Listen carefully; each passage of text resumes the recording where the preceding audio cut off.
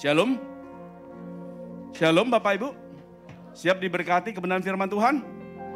Senang sekali mulai hari ini kita boleh beribadah secara konvensional walaupun tetap ada live streaming dengan jemaat yang terbatas di gereja. Ya puji Tuhan, semua ada kemurahan kebaikan Tuhan.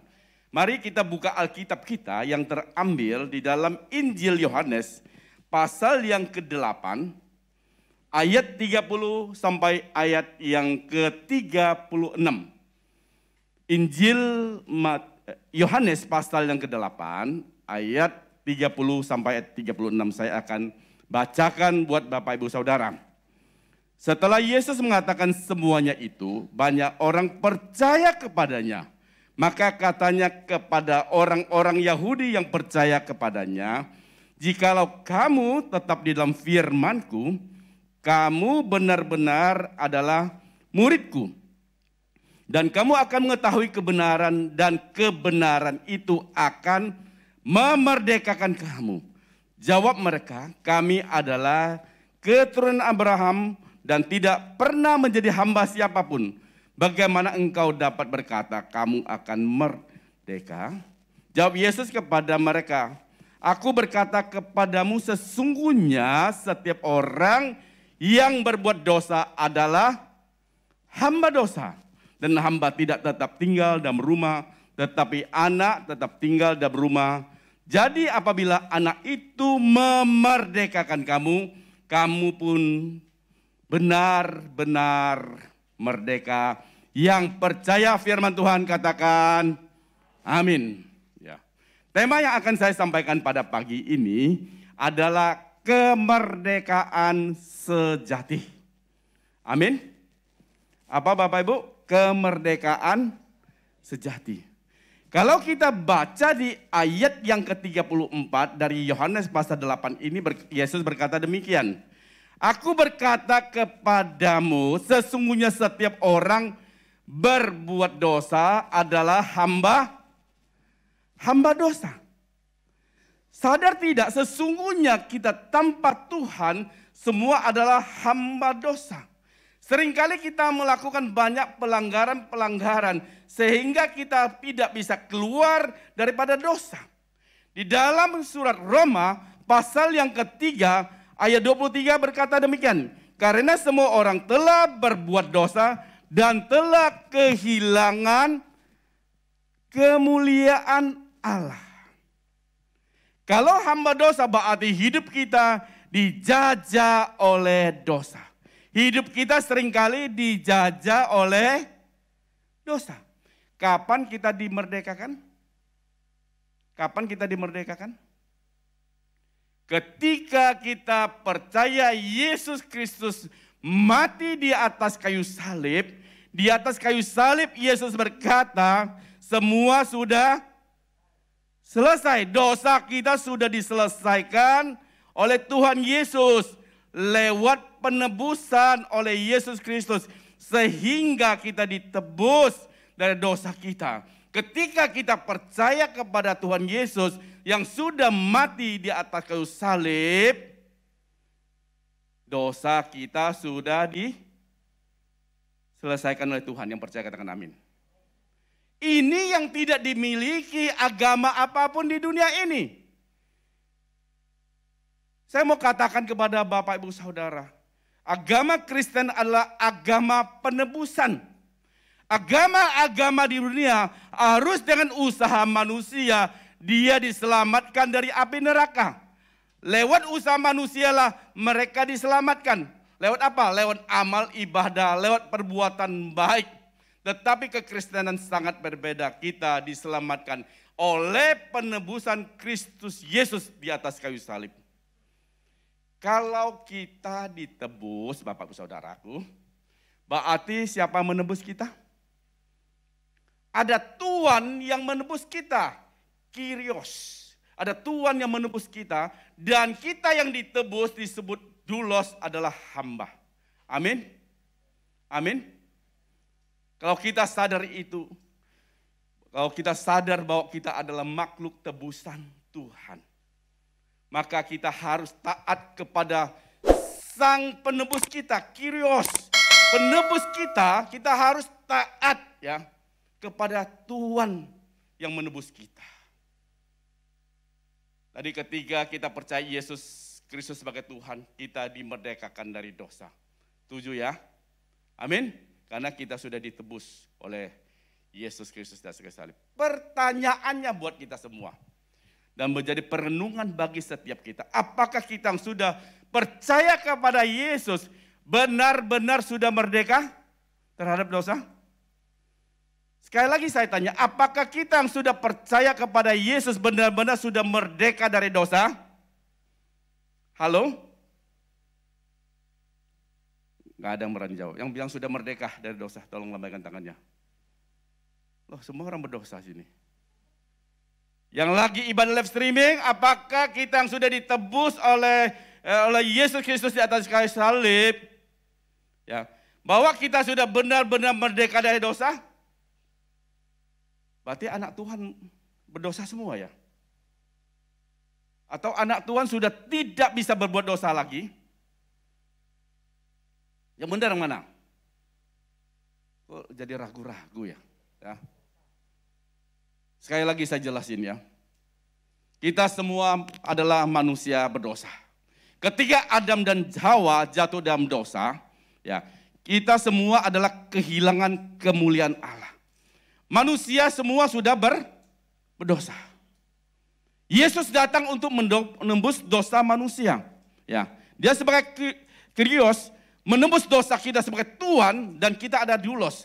Dan ketika kita percaya kepada Yesus, dosa kita yang besar itu sudah ditanggung Tuhan kita, Kyrios, di atas kayu salib. Dan ditebus dan dibayar lunas. Sekarang saya mau tanya, apakah orang yang percaya kepada Yesus sudah benar-benar merdeka dari dosa? Aminnya cuma 1-2 orang. Apakah kita yang sudah percaya Yesus sudah merdeka dari dosa? Berarti anak-anak Tuhan tidak bisa berbuat dosa lagi dong. Benar nggak? Bingung kan sekarang kan? Bisa. Katanya sudah ditebus, sudah nggak berdosa. Secara de jure ya, kita sudah merdeka dari dosa. Ketika Yesus ya sebagai Tuhan dan menebus dosa kita, secara de jure ya, ketika kita percaya kepadanya, kita sudah merdeka dari dosa.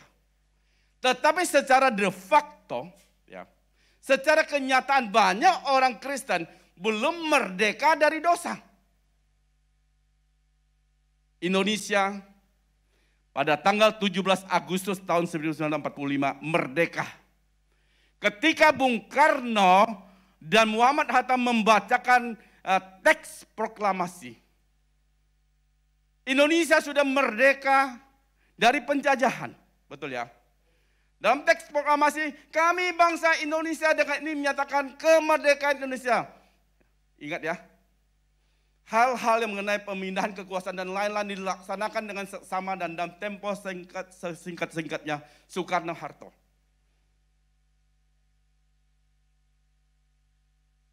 Ketika Bung Karno dan Muhammad Hatta membacakan teks proklamasi, Indonesia sudah merdeka dari penjajahan.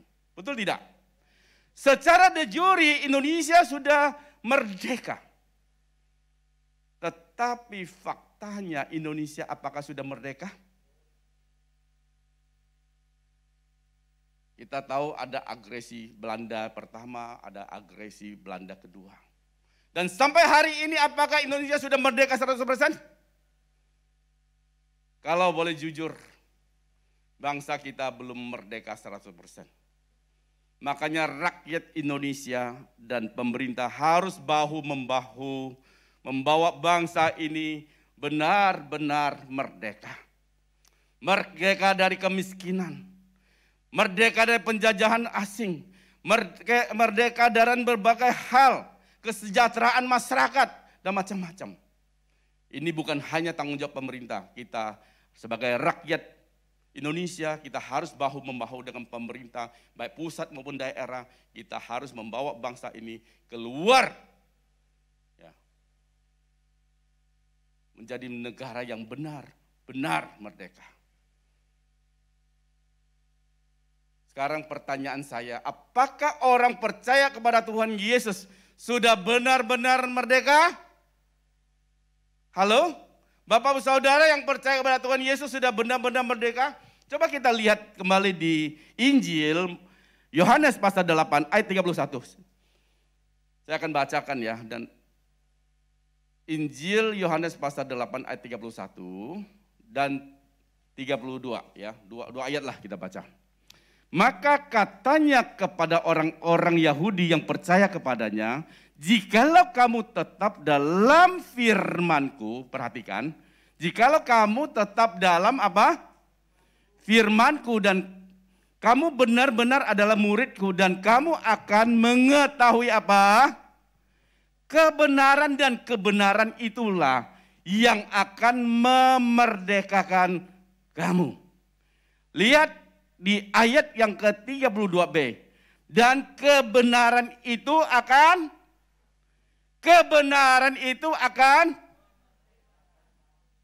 memerdekakan kamu. Ini ada kata akan. Akan artinya apa?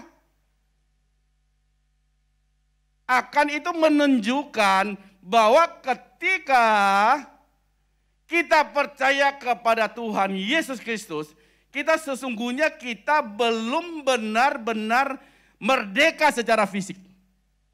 Ya. Secara hukum, ya, secara de jure, kita ketika terima Tuhan Yesus, kita sudah peroleh keselamatan, kita sudah dimerdekakan oleh dosa, ya.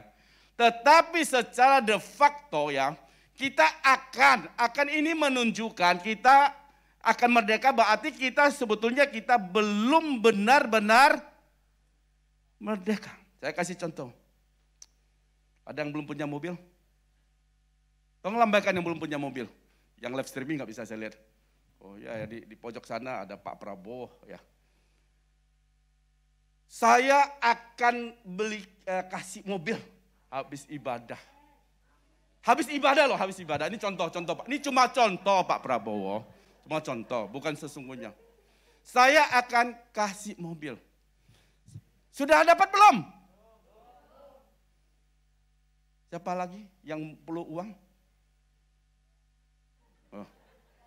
Oh, yang mau dikasih uang.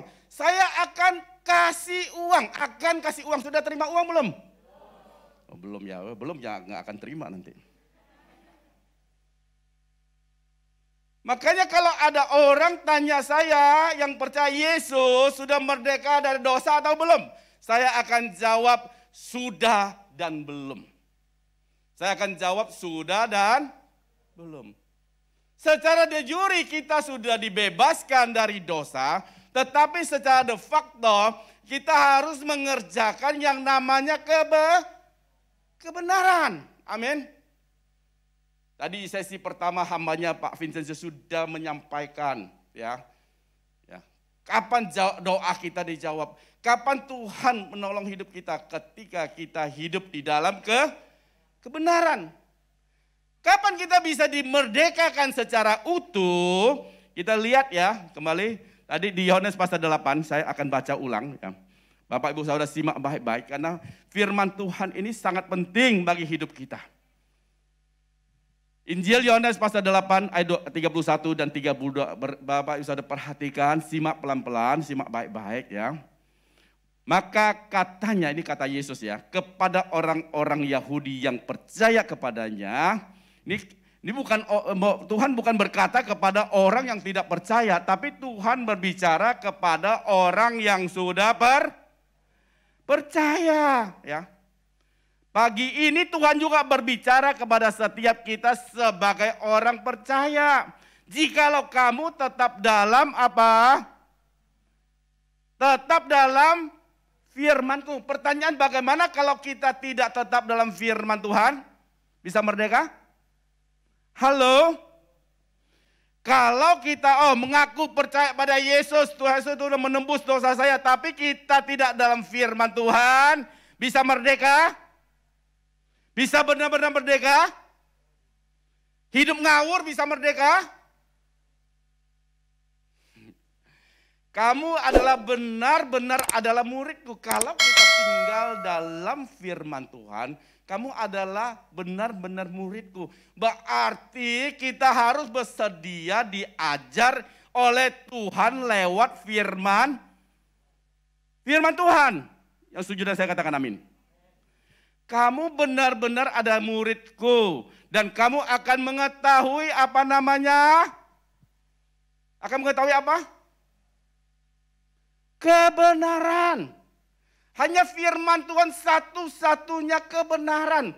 Kalau engkau tidak pernah baca firman Tuhan, tidak pernah merenungkan firman Tuhan, hanya datang di gereja, duduk panasin kursi gereja, saya mau katakan kepada kita semua, bukan hanya kepada Bapak Ibu Saudara, kepada saya juga. Kalau kita tidak mempelajari firman Tuhan, kalau kita tidak merenungkan firman Tuhan, engkau tidak mungkin ada kebenaran yang bisa memerdekakan seluruh aspek kehidupan Bapak Ibu Saudara. Bagaimana kita bisa dapat kebenaran? Kita harus benar-benar bisa menjadi muridnya Tuhan. Amin. Karena lewat pemuridan itu kita belajar firman Tuhan. Amin. Amin Bapak Ibu. Amin atau aman? Saya lihat banyak yang aman ini ya. Bukan amin. Kalau amin berarti kita setuju dan kita lakukan dalam hidup kita. Kalau engkau bangun pagi-pagi, waktu engkau bangun saya percaya ada dua suara yang bicara Bapak Ibu. Satu suara Tuhan, satu suara setan. Suara Tuhan berkata, ayo baca firman Tuhan, berdoa. Suara setan apa? Waduh, kalau ibu-ibu, aduh masakan, ini, itu, macam-macam. Itu yang pikirkan duniawi dulu. Utang banyak lah, ini, itu, macam-macam. Berkecamuk di pikiran kita. Betul tidak? Nah, kita turut yang mana? Kalau engkau tidak baca firman Tuhan, bagaimana firman Tuhan itu bisa memerdekakan hidup kita? Kalau kita tidak baca firman Tuhan, kita tidak renungkan firman Tuhan, tidak mungkin hidup kita bisa benar-benar merdeka. Tidak mungkin hidup kita dimerdekakan oleh Tuhan. Karena kita perlu belajar, kita perlu jadi murid supaya kita benar-benar merdeka. Amin. Amin. Coba kita lihat satu ayat referensi ya. Saya nggak banyak-banyak ayat, satu saja ayat referensi. Di Matius, Injil Matius, pasal 16 ayat 24. Ini adalah perenungan bagi setiap kita. Injil Matius pasal 16 ayat 24 berkata demikian. Ayo kita sama-sama baca satu ayat saja ya. 1, 2, 3. Lalu Yesus berkata kepada murid-muridnya, setiap orang yang mengikut aku, ia harus menyangkal dirinya, memikul salibnya, dan mengikut aku. Saya mau tanya Bapak Ibu Saudara yang duduk di gedung gereja, maupun saat ini lagi ibadah live streaming, ya. Bapak Ibu Saudara pengikut Yesus bukan? Amin atau aman? Amin ya. Amin. Kalau engkau pengikut Yesus, berarti engkau siap menjadi murid-murid Yesus. Murid, kalau istilah murid itu apa sih? Punya anak nggak sekolah? Halo? Bisa nggak kalau anak sekolah nggak mau diajar? Bisa nggak? Bisa lulus tidak? Halo? Kalau kita ngaku kita sebagai pengikut Yesus, berarti kita harus menjadi murid-muridnya Yesus. Ya. Yesus berkata kepada murid-muridnya, apa katanya? Setiap orang itu untuk rasul-rasul atau untuk kita juga? Untuk rasul-rasul saja atau untuk kita juga? Untuk kita juga atau untuk rasul-rasul saja? Kita juga atau untuk rasul-rasul? Kita juga termasuk. Setiap orang yang mengikut aku ini siapa? Tuhan. Harus apa? Menyangkal dirinya. Amin. Pak, apa itu menyangkal diri? Dalam diri kita itu banyak ego-egonya, Bapak Saudara. Banyak karakter-karakter yang tidak baik. Betul tidak? Ya. Waktu saya sudah percaya Yesus. Ini saya cerita kira-kira 15 atau 16 atau 18 tahun lah lebih kurang yang lalu. 18 tahun yang lalu. Saya sudah percaya Yesus. Ya. Saya sudah dipercayakan sebagai gembira. Gembira itu apa? Gembala ibadah raya. Keren, betul kan? Udah pelayanan kok. Pagi-pagi saya sudah menyembah Tuhan. Luar biasa. Ya. Tapi apakah saya sudah benar-benar merdeka? Suatu ketika, Bapak Saudaraku, ya saya cerita supaya Bapak Ibu Saudara paham. Suatu ketika, ya, giliran saya mengantar anak saya pergi sekolah, Bapak Saudaraku. Sekolah pagi-pagi dong itu. Gak mungkin sekolah sore-sore ya. Mana pagi-pagi. Ya, melewatin saya jalan yang biasa. Lewatin saya daerah Menur. Ya. Pernah lewat Menur? Pernah masuk Menur? Oh belum ya. Belum masuk jangan ya. Lewat boleh, masuk jangan ya. Masuk nanti saya besuk nanti nggak apa-apa. Lewat di sana jalannya waktu itu masih sempit. Sekarang di atas gotnya sudah dipavingnya. Sempit Bapak Saudaraku. Tapi nggak tahu kenapa Bapak Saudaraku. Sesampainya lampu merah sebelum Kertajaya itu. Langsung orang kedor-kedor pintu saya, pok gitu loh. Itu segini. Itu. Kalau Bapak Ibu Saudari gituan gimana kira-kira Bapak Saudaraku? Tuhan, Engkau kan berkata, orang tampar pipi kanan, kasih pipi kiri. Betul kan? Tuhan ampuni dia tidak tahu apa dia perbuat. Tapi ternyata Bapak Saudaraku, saya sudah pelayanan, sudah dipercaya pelayanan, sudah seperti ya, sungguh-sungguh melayani Tuhan. Ya. Ternyata Bapakku, saya terbawa emosi. Saya merasa tidak salah, tidak apa-apa Bapak Saudaraku. Digitu-gituan Bapak Saudaraku. Dia kasih begini Bapak, dia juga pintar. Dia waktu lampu merah dia nggak begitu Bapak Saudara. Lampu mau hijau dia mau begini Bapak Saudaraku. Berarti kan langsung dia tancap gas itu. Waduh Bapak Saudaraku. Rasanya dada saya itu loh. Darah saya mendidih. Wah, Bapak Saudaraku. Saya kejar Bapak Saudaraku. Saya pakai karnival waktu itu, saya tancap sekencang-kencang Bapak Saudaraku. Tujuannya saya apa Bapak Saudaraku? Saya mau tabrak orang itu Bapak Ibu Saudara. Biar orang itu koit saat itu juga. Mampus lo di sana. Tapi untung saja Bapak. Saya kejar sudah dapat tabrak Bapak Saudaraku. Tapi pintar dia bawa motor Bapak. Langsung dia bisa ngelak. Udah ngelak Bapak Saudaraku saya suruh berhenti. Ternyata nyalinya juga ciut juga Bapak Saudaraku. Mungkin dia lihat mata saya sipit Bapak Saudaraku. Nggak berani Bapak Saudaraku. Ternyata masih ada darah pemberani juga Bapak Saudaraku. Saya mau tanya Bapak Saudaraku. Pertanyaan saya kepada Bapak Ibu Saudaraku. Apakah saya sudah benar-benar merdeka? Sudah merdeka? Belum, Bapak Saudara, belum merdeka. Modal hamba Tuhan gini, belum merdeka. Kalau misalnya Bapak Saudara, ada orang motong jalan, set, gitu loh, di depan kita. Buka kaca, mau apa lu? Kita kejar dia, potong lagi kita buka kaca. Lu mau apa emangnya?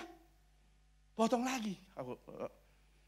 Menurut Bapak Ibu Saudara, kalau seperti itu, apakah kita sudah benar-benar merdeka? Halo? Halo Bapak Ibu Saudara, dengar? Udah merdeka? Belum Bapak Saudaraku. Kalau di rumah ada istri kita seperti radio rusak.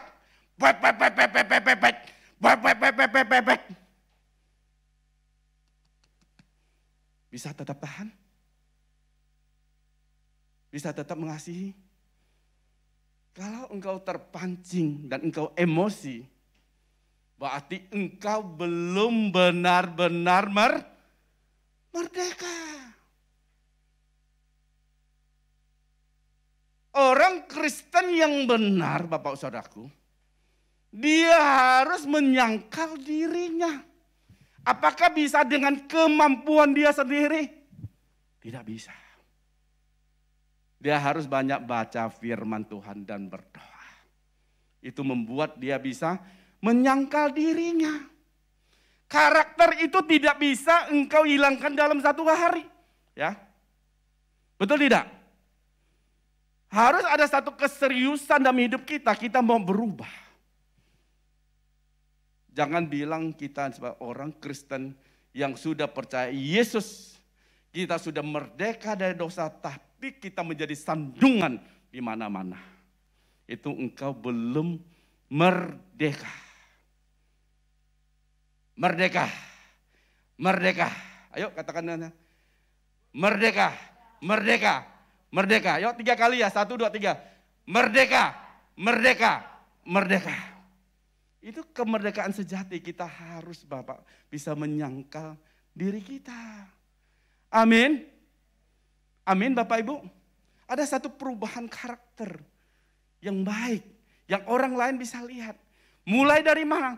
Orang-orang di rumah di sekitar kita. Suami kita, istri kita, anak kita, keluarga kita bisa melihat. Oh dulu loh si A ini loh jahatnya minta ampun. Sekarang waduh lemah lembut baik. Betul tidak? Oh kenapa dia bisa berubah? Dia percaya kepada Yesus. Kapan itu bisa terjadi? Kalau dalam diri orang itu ada firman Tuhan. Karena kebenaran itulah yang memerdekakan kita. Amin. Satu lagi yang terakhir Bapak Saudaraku. Ayo kita baca kembali Matius pasal yang ke-16 ayat yang 24. Injil Matius 16 ayat 24. Lalu Yesus berkata kepada murid-muridnya, setiap orang yang mengikut aku, ia harus menyangkal dirinya dan memikul apa? Memikul salibnya. Saya mau kasih tahu Bapak Ibu Saudaraku ya. Setan itu tidak takut Bapak Ibu Saudara punya kalung salib yang besar di dada. Ya. Setan tidak pernah takut. Tapi setan sangat takut kalau dalam diri Bapak Ibu Saudara didapatkan engkau sudah disalibkan. Amin. Amin. Cirinya orang disalibkan di mana? Dia mau menderita, dia mau berkorban demi salib Kristus. Demi kepercayaan dia kepada Tuhan Yesus, dia mau berkorban. Bapak Saudara tanya, oh, cinta Tuhan enggak? Kalau nyanyi cinta Tuhan luar biasa. Ku mau cinta Yesus selamanya. Ku mau cinta Yesus selamanya. Meskipun badai silih berganti dalam hidupku, ku tetap cinta Yesus selamanya. Kalau nyanyinya luar biasa. Ya. Apalagi anak-anak muda yang lagi jatuh cinta, waduh. Kalau memuji-muji yang ditembak, waduh luar biasa. Tapi untuk membuktikan cintanya, itu harus ada yang namanya pengorbanan. Amin. Amin. Saya tidak percaya bahwa engkau sungguh-sungguh percaya Yesus Kristus kalau engkau tidak pernah yang merasakan namanya pikul salib. Ya. Kita lihat kenapa sih orang-orang yang hebat dulu di Eropa. Dia mau berlayar, dulu itu belum canggih, belum ada pesawat yang super cepat. Dia harus dengan kapal laut, dia berlayar 300-400 tahun yang lalu. Dia dari Eropa, dia harus berlayar berbulan-bulan, bertahun-tahun. Sampai ke daerah terpencil di Asia Tenggara, dia menginjil. Untuk apa dia tinggalkan keluarga? demi salib Kristus. Dia memikul salib yang Tuhan taruh. Kita tidak bertanggung jawab untuk semua orang, Bapak Saudaraku. Tapi ada orang-orang tertentu, Bapak Saudaraku, yang kita harus memikul salib kita untuk memenangkan dia. Amin. Ada kalanya Bapak Saudara kita harus menderita badani, ya, jasmani maupun materi demi salib Kristus. Yang mana Tuhan taruh dalam hidup kita. Kalau engkau punya harta duniawi, ada mungkin harta yang harus kamu korbankan untuk salib Kristus. Mungkin kalau ada tenaga kamu harus korbankan waktumu, cara hidupmu, supaya salib Kristus dipermuliakan. Saya khawatir Bapak, kalau Bapak hanya pakai kalung salib yang besar, saya khawatir bukan di Bukit Golgota itu Bapak Saudaraku. Ada 3 salib. Kiri kanannya salib penjahat. Saya khawatir itu salib penjahat, Bapak Saudaraku, bukan salib Kristus. Betul tidak? Tapi kalau engkau betul-betul engkau sudah disalibkan, engkau harus memberi dirimu menderita karena salib Kristus. Kau itu ada pada kita. Saya sangat percaya, Bapak Saudaraku, ada kemuliaan yang Tuhan siapkan bagi setiap kita. Kalau saya bicara kemuliaan, Bapak Saudara jangan hanya berpikir tentang materi, jasmani, dan duniawi. Kemuliaan itu berbicara tentang kehidupan kekal. Amin. Apa yang ada di dunia itu akan lenyap dan hilang. Tetapi kalau kita punya firman Tuhan, itulah kekekalan bagi hidup kita, memelihara hidup kita sampai kesudahan zaman. Amin. Saya tidak perpanjang firman Tuhan. Kira firman Tuhan yang singkat ini sungguh menjadi berkat buat Bapak Saudara.